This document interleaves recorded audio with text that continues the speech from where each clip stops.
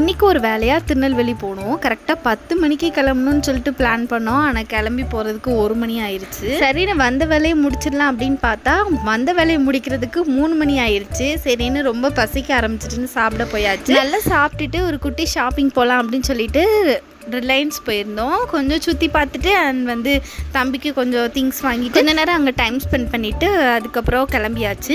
வர்ற வழியில் நிறைய கடைகள் பார்த்தேன். ஆனால் ஒரே ஒரு கடையில் மட்டும் தான் கொடுக்காப்புளி இருந்தது. எனக்கு கொடுக்காப்புளி ரொம்ப பிடிக்கும் அப்படிங்கிறதுக்காக இறங்கி போய் ரேட் கேட்டால் 1/4 கிலோ 130 ரூபா சொன்னாங்க. இது ரேட் ரொம்பவே அதிகமாக எனக்கு தோணுச்சு.